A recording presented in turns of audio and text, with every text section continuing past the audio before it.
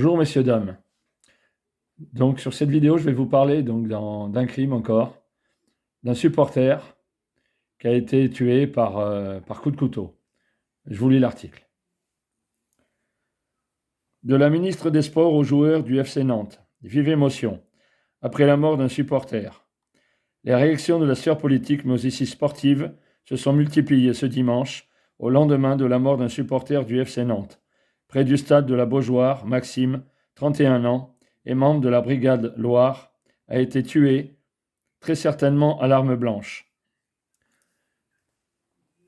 Donc voilà le fait accompli, encore un crime, à coup de couteau.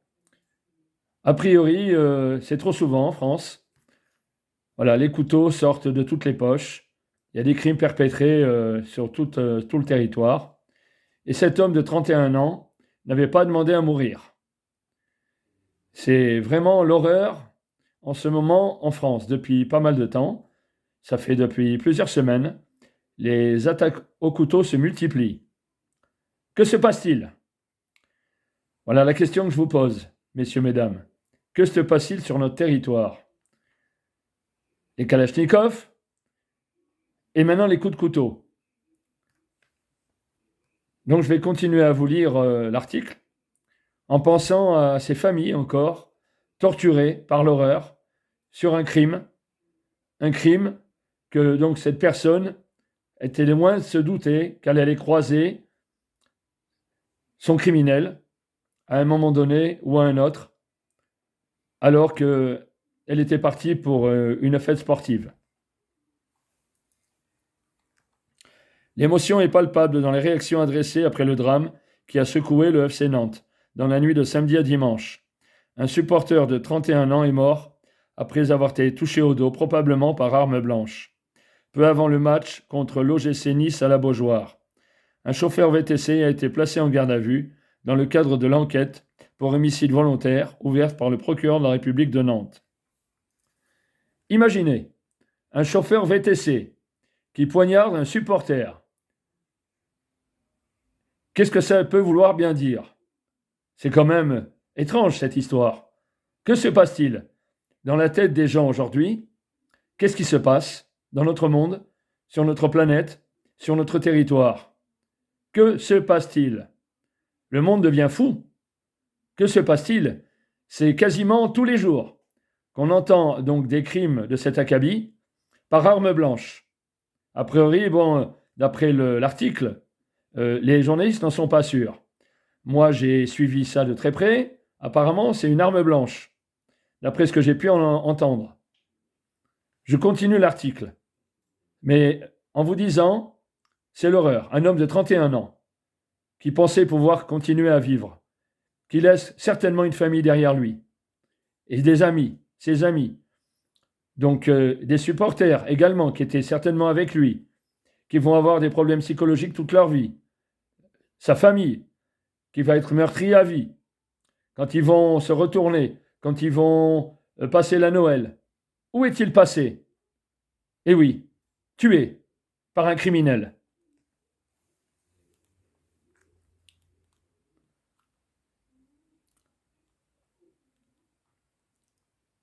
L'un des chauffeurs de VTC présents lors du drame témoigne sur France Bleu, Loire-Océan. Il raconte qu'une horde de 300 supporters nantais cagoulés les ont attaqués. David Tan, porte-parole des VTC nantais, décrit un guet-apens. Un chauffeur de VTC placé en garde à vue après la mort d'un supporter du FC Nantes. Le ministre des Sports rend hommage à la victime. Cela est impensable, cela est inimaginable, réagit Jonas Roland, maire de Nantes, dans un communiqué. Personne ne doit trouver la mort en allant voir un match de foot. Nous sommes d'accord. On va sur un match de foot, on sort du match, on se rend sur un match, et bizarrement, on croise la mort. Je vous dis, il y a quelque chose qui ne va pas sur notre territoire de nouveau. Ça peut se passer ailleurs éventuellement aussi, mais le sport allié à l'horreur, au crime et à des coups de couteau en l'occurrence dans cette situation-là, sur cette action, sur ce fait divers.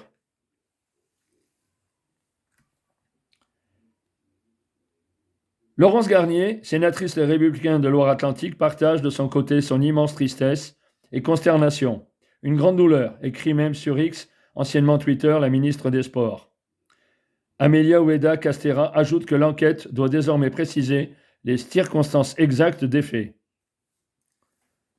Bien sûr, c'est ce que nous espérons tous, que le criminel, la personne qui a fomenté cet acte odieux, passe bien sûr devant les tribunaux, avec, pour nous tous, ce que nous espérons, avec bien sûr une issue des tribunaux, une issue judiciaire sans précédent, pour encore donner l'exemple.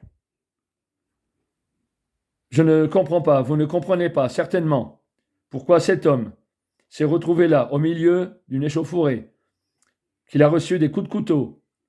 Que s'est-il réellement passé?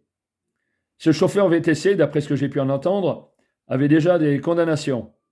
Que faisait-il au chauffeur d'un véhicule qui transporte, donc bien sûr, qui transporte du public, qui transporte des personnes?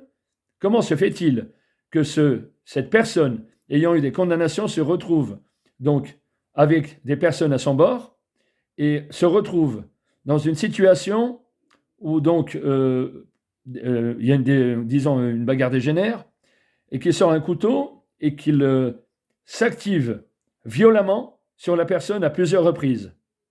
C'est une honte sur notre territoire, une honte. Et j'espère que cette personne sera sanctionnée par les tribunaux et j'espère aussi, je le dis là, d'une autre voix, avec émotion, je pense aux indemnités qui vont être longues, je pense à l'horreur que les familles vont vivre. Comme je vous l'ai dit précédemment, les fêtes arrivent, ils vont passer les fêtes, se retourner, chercher l'être aimé, pleurer, alors que beaucoup d'entre nous, beaucoup de personnes vont faire la fête, ils vont passer la Noël, le jour de l'an. Sauf que cette personne, cet homme de 31 ans ne passera pas le jour de l'an. Il n'est plus là en 2023 et il ne sera plus là en 2024 et il ne sera plus jamais là pour sa famille qui l'aime, pour ses amis qui l'aiment, pour les supporters avec qui il se trouvait, qu'il a toujours été, je pense. Donc j'ai beaucoup d'émotions pour cette personne également. Ça aurait pu être vous, ça aurait pu être moi. Mais je vous dis quand même que dans mes activités de police ou agent de sécurité, je sais ce que c'est. Croyez-moi ou non, j'ai vécu cette situation. J'ai été attaqué au couteau en 2017 avec un de mes collègues en sécurité privée. Et je peux vous dire qu'il m'a fallu beaucoup de sang-froid. J'ai pensé aux clients, j'ai pensé aux gens qui m'entouraient. J'ai été blessé, pas très grièvement, j'ai eu quelques blessures. Mon collègue a été blessé beaucoup plus sérieusement et je me suis inquiété pour lui. Donc je sais ce que c'est une attaque au couteau. J'ai vécu ça comme un énorme scorpion qui m'attaquait. J'ai revécu cette situation bien après, pendant plusieurs jours, dans des cauchemars. La même situation, pendant que je dormais. J'ai rien demandé, ni à des psychologues, ni à une cellule de crise, parce que je pense que c'est à nous-mêmes de faire justement le nécessaire, de se reprendre psychologiquement. Ça a fait de moi notre homme, un homme plus fort, parce que je suis maintenant plus méfiant de mon entourage, de mon environnement. Je garde ce que j'appelle moi une sphère autour de moi, de protection. Toute personne qui bouge, tout geste éventuel, je m'en méfie. Je vois cette personne tout le temps. Donc je peux vous dire que les gens qui en réchappent ont certainement ou peut-être vécu, après nous sommes tous différents, ont peut-être vécu cette même situation. Donc je vous le redis. Vous ne me croyez pas ou vous ne croyez, j'en ai rien à faire. Moi je vous dis que j'ai vécu cette situation. Je n'ai pas un traumatisme conséquent, mais je n'oublierai jamais. Mais je vous le redis, j'ai échappé à la mort, de justesse, quand j'ai regardé les vidéos, j'ai vu le couteau, il est passé à 1 centimètre de mon thorax à 4 reprises. Je peux vous dire, je n'oublierai jamais, mais ça a fait de moi un autre homme, convaincu qu'il faut surveiller son environnement. Alors surtout, je vous le dis, surveillez votre environnement et je vous le dis comme les autres vidéos, pour tout ce qui est attaque au couteau, essayez d'avoir une bombe lacrymogène, bien que le port, bien sûr, la détention est interdite. J'ai été fonctionnaire de police, j'ai été agent de sécurité, j'ai été militaire, hein, si vous allez sur notre site. Je vous le dis, prenez tout ce que vous trouvez dans votre environnement. Gardez votre sang-froid. Je l'ai fait. J'ai pas été un héros. J'ai pas été plus fort que tout le monde. J'ai fait ce que je devais faire pour assurer ma survie. On n'y pense pas. C'est direct. J'ai pas réfléchi. J'ai même saisi la lame, le couteau avec ma main. Ma main droite, ma main gauche, excusez-moi, qui a été blessée. Je garde bien sûr des cicatrices sur ma main, mais j'en suis sorti un homme beaucoup plus fort. Donc je vous dis, si vous avez dans votre environnement des ustensiles qui peuvent vous servir d'armes, et n'hésitez pas, servez-vous-en. Vous êtes attaqué au couteau. Légitime défense. Article L121, 1 et 2 du Code pénal. N'hésitez pas. C'est votre vie qui en dépend. Voilà, moi j'ai saisi un parapluie et ça a pu éventuellement repousser l'agresseur. Il voulait me tuer, donc il avait bien l'intention de me tuer. J'ai sauvé ma vie, j'ai sauvé celle de mon collègue, certainement, avec un parapluie. L'anecdote s'est passée sur mon site de travail, dans un magasin que je ne vous citerai pas, pour ne pas faire de publicité ou de mauvaise publicité aux gens qui étaient là et aux encadrants. Il n'y a pas eu de crise, hein, je n'ai pas demandé de cellule de crise ou quoi que ce soit. Mais je vous dis aujourd'hui, soyez prudents dans votre environnement. Je l'ai vécu, donc je sais de quoi je parle. Et je pense à cette personne qui n'a pas eu la même chance que moi, bien que je ne crois pas à la chance, qui n'a pas eu la même chance que moi d'en réchapper. Je pleure pour elle. Croyez-moi, je ne fais pas cette vidéo sans avoir des convictions dans mon âme, dans l'esprit et dans mon cœur. C'est tout ce que j'avais à vous dire pour le moment sur cette vidéo par rapport à cette personne, en espérant que cette personne, je vous le redis, qu'elle aura donc des mesures judiciaires, de sanctions sans précédent. Il faut des exemples.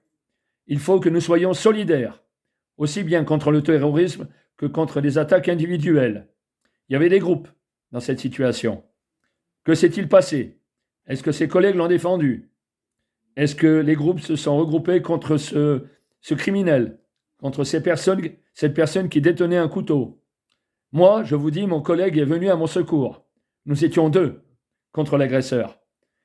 Il était plus solide que moi, beaucoup plus haut que moi, et beaucoup plus épais que moi, et beaucoup plus fort que moi, et que nous.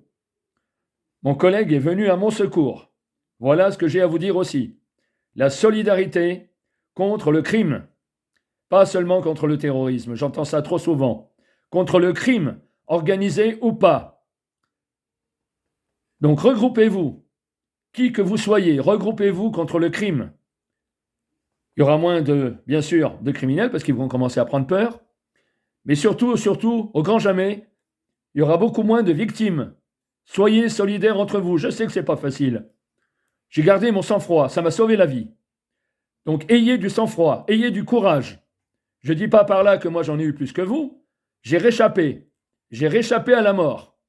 Et c'est dommage que je ne peux pas vous montrer la vidéo. C'est dommage. J'aimerais vous montrer la vidéo. Pour bien que vous sachiez que je ne suis pas en train de raconter des histoires. Sur ce, je vous remercie, messieurs, mesdames, avec toute l'émotion que j'ai encore pour cette personne. Je vous dis bonne soirée. Merci d'avoir écouté ma vidéo.